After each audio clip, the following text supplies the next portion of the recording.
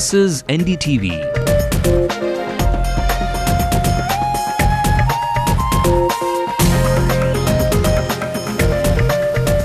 And you're watching NDTV Hindu.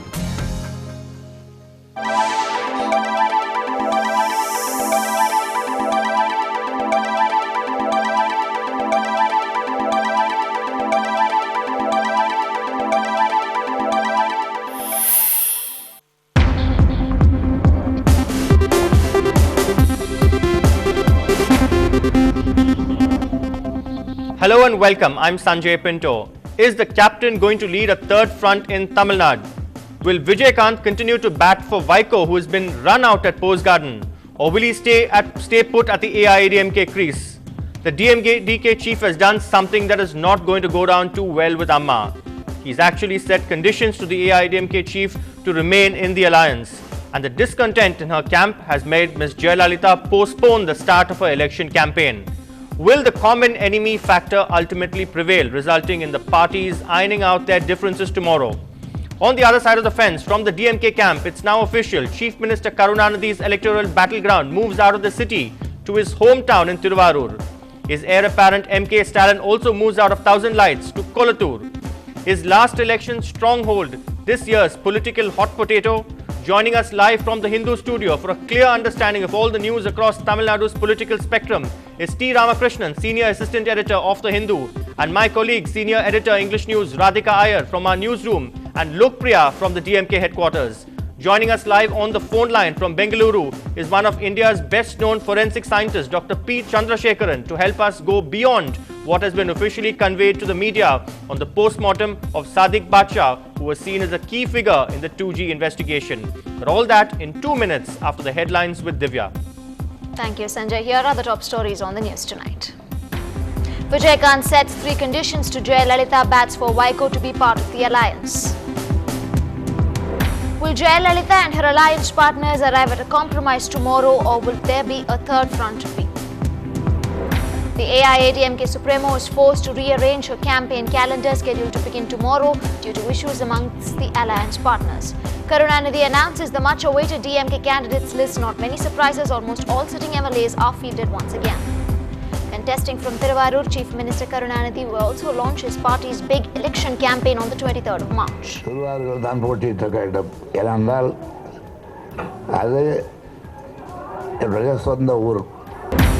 Preliminary report on Sadiq Badshah reveals that he died due to asphyxia. According to doctors, post-mortem report will confirm the cause of the death.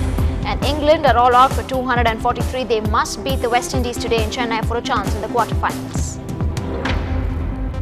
And here are the news making national headlines. Mamata Banerjee not willing to wait, tells Congress if the deal is not finalized today, she will announce her candidates. And the left are unhappy with the seat sharing in Bengal as well. IAEA chief rushes to Tokyo for a personal assessment even as the US raises alarm on the situation at Reactor 4. Gaddafi's forces close in on Benghazi, the major city in eastern Libya that has been a rebel stronghold. 4 infants die and 4 others are in a critical condition just after getting measles vaccination in Gujarat. Well, leaders of the DMDK, the CPI and the CPIM will meet Jayalalitha tomorrow after they went into a huddle twice today along with the other parties. DMDK's Vijaykanth has come out with a list of demands for Jayalalitha. Batting for Vaiko, Vijaykanth has asked the MDMK to be accommodated in the AIADMK alliance. His second condition is that the election campaign should be coordinated with the DMDK and that the AIADMK should withdraw from 21 constituencies since the DMDK wants those seats for itself. And after days of stony silence, here is the first reaction from the MDMK, which did not make it to the AIADMK alliance. Let's listen in to MDMK's propaganda secretary. மதிமுகவை வெளியேற்றி இருக்கிறார் ஜெயலலிதா. நிதானம் இழந்து விட்டார். தான் முதலமைச்சர் ஆகிவிட்டோம் என்கிற கனவிலே அவர் மிதக்கிறார். ஒன்றை மட்டும் ஜெயலலிதாவிற்கு நான் எச்சரிக்கிறேன். மதிமுக தயவில்லாமல் நீ ஆட்சிக்கு வருவதை நீ கனவிலே கூட நினைத்து பார்க்காதே. வர முடியாது. இந்த சதியை சந்திப்போம். இந்த சவாலை நாங்கள் ஏற்கிறோம். எங்களுக்கு ஒரு புதிய பாதையை தமிழ்நாட்டு அரசியலில் இதன் மூலம் ஜெயலலிதா திறந்து வைத்திருக்கிறார் என்று நம்புகிறேன். And it's over to Sanjay now for the big question.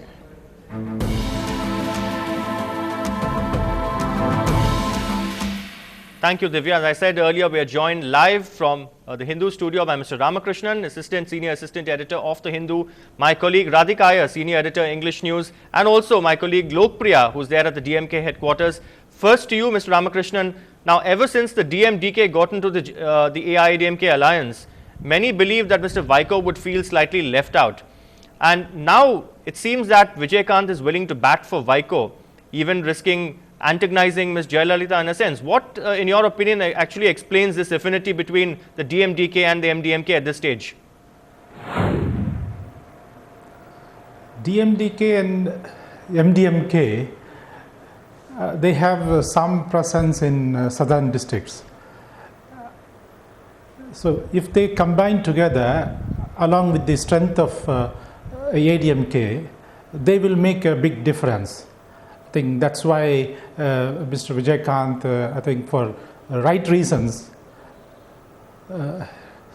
is batting for Mr. Vaiko. All right, Mr. Ramakrishnan, interesting point there. Of course, the permutations and combinations there, also the vote share being a factor here. But of course, the fact that the left and Vaiko seem to almost, in a sense, at least people within the AIADMK believe that they were trying to gang up against the AIADMK. They were trying to instigate the DMDK chief to actually lead that third front in a sense. But now it seems that some peace moves are on the way. That the fact that they are actually going to meet Ms. Jayalalitha tomorrow also, no one really puts conditions. No one really sets conditions to the AIADMK chief. Do you think she's going to take this, in her stride? Yes, I think this is all part of electoral politics. And if you remember, Sanjay, even in 2001, when AIADMK led a front that comprised TMC, Congress, CPI, CPM, everything. Even at that time, there was a lot of confusion over seat sharing and then identification of constituencies. It was all sorted out. So I hope that this time will also be, things will be sorted out. All right, let's go across to Radhika Iyer. Radhika, I know you've been speaking to several senior leaders in the DMDK as well as the MDMK. What really led to this in a sense? Because we do know that Mr. Vijaykanth was reasonably happy with the deal that he had got. Of course, the choice of constituencies, that's the bone of contention here. Also, now, for instance, the DMK has announced that massive show of strength on the 23rd with all the allies. Is that something that has probably provoked Vijaykanth to actually set out that condition that it should be a coordinated election campaign between the AIADMK and the DMDK? Well, Sanjay, there are essentially three factors which have provoked Vijaykanth to do what he did today, which is to mobilize the smaller parties and aim at the smaller ships, since he wants to be the captain in that sense. Now, condition number one, or let's say the factor number one which has provoked him is according to sources, the lack of direct communication from the AIADMK's camp, from the leadership of the AIADMK to the DMDK.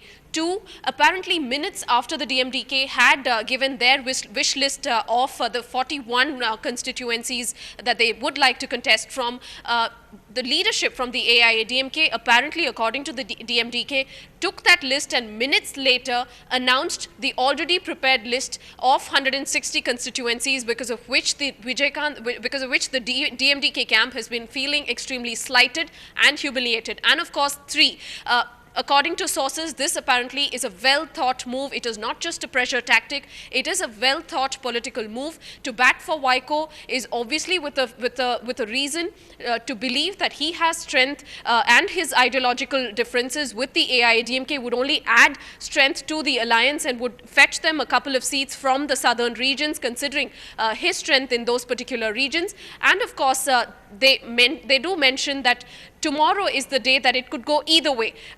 From one particular source, they said that Vijaykanth for long has been having this ambition for leading a third front, and he, of course, is on the job at the moment. But tonight is going to be very crucial. We're hearing from sources that Vaiko is in Tirupati. He's returning by late tonight, let's say 11 p.m. or 11:30 p.m. And that's when emissaries from apparently the AIADMK camp will also be having a talk with him to find out what exactly Waiko wants and how many seats he wants. We know that he's feeling bad about, or slighted about being given first 8, which is 1/4 the number of seats he was given in 2006, and then slowly increasing it number by number. But they want to know from Waiko how many seats he wants, and of course there will be a lot of conversation that will take place apparently in the Mandapam, as it is called, the DMDK headquarters in Coimbatore. There are going to be several meetings. Senior left leaders are going to be camping there tonight to try and find out a strategy to not just put pressure but to actually work out a third front. But at this stage, they are not ruling out a possibility of either starting a third front or going back to the alliance, considering Vijaykanth also knows that given the history in Tamil Nadu, third fronts haven't really put up such a big fight against the two Dravidian parties, and he does know that if he splits from the alliance, it only means a split in vote in the opposition as well. Yes, yes indeed, Radhika. Let me go back to Mr. Ramakrishnan. Ramakrishnan, see also both the parties, both the MDMK, the DMDK as well as the left have been talking about their common enemy, which is the DMK. They have been talking about ousting the present DMK regime. If they were to go it alone, now strategically speaking, this will only split the opposition votes. So do you think any purpose will be served if they actually go it alone, forge that third front? And also, how feasible would a third front be minus, for instance, let's say the Congress? It will not serve the purpose of DMDK or the left parties. This will only ensure the victory of DMK. All right. So why do you think then is it sort of at one level some sort of saber rattling by the DMDK, the left and MDMK, or political adventurism at its worst? I don't think there is political. I don't know. There is political adventurism at best, but my feeling is it's all happened. No, if you see, some 10 days ago there was some lot of confusion in the DMK camp, and now we are seeing this same thing in ADMK camp. All right, let's go across to Lokpriya also, who's been in fact almost all day there at the DMK headquarters. Lokpriya, thank you for staying with us. You were there at that press conference when Mr. Karunanidhi actually announced that list. I know it was a packed press conference there. For the record, he says yes, it's his birthplace. He always wanted to contest from there. But did anyone really ask him about what has been reported, that it's the shadow of 2G that's actually forced the DMK heavyweights to move out of the city? Well, Sanjay, yes, it was indeed a packed press conference here at Anna Arivalayam. Nobody actually raised up the question of the 2G, whether it is because of the 2G that the DMK has in fact given away 5 constituencies in the city to the Congress, and also moving out, especially the Chief Minister and his apparent hire, MK Stalin, moving out. Nobody did raise up that particular question of the 2G.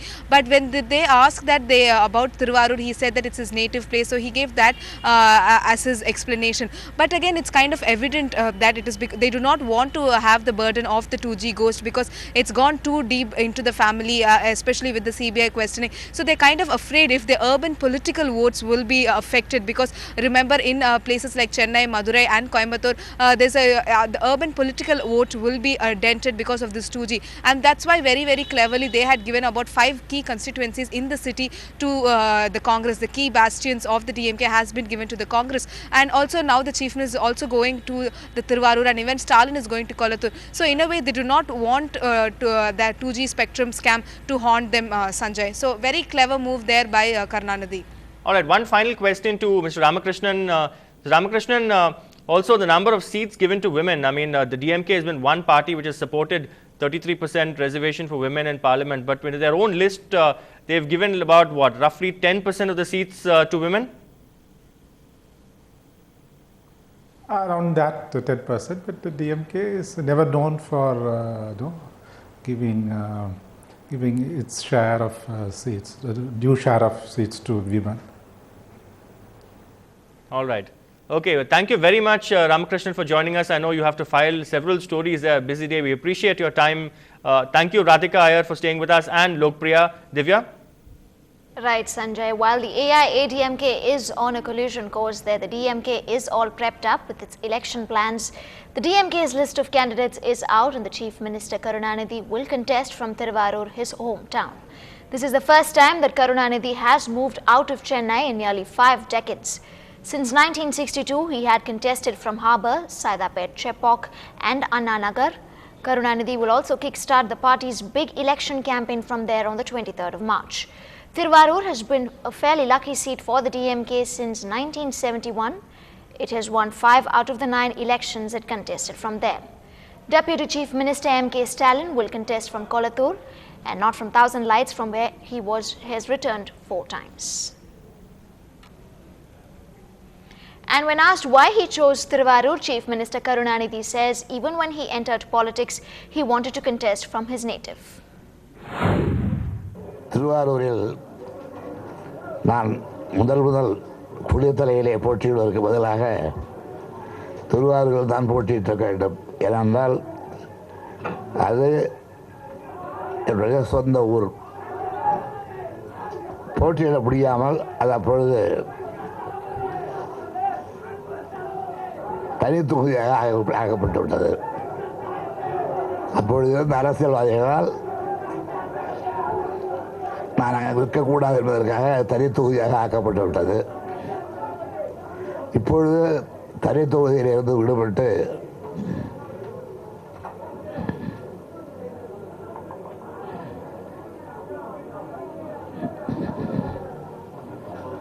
நான் இருக்கலாம் என்ற அளவிற்கு எனக்கு தனி தொகுதி ஆகிவிட்டது. We'll slip into a very small break now. We have a very special discussion coming up on the mystery surrounding Sadiq Basha's death when we come back with Sanjay.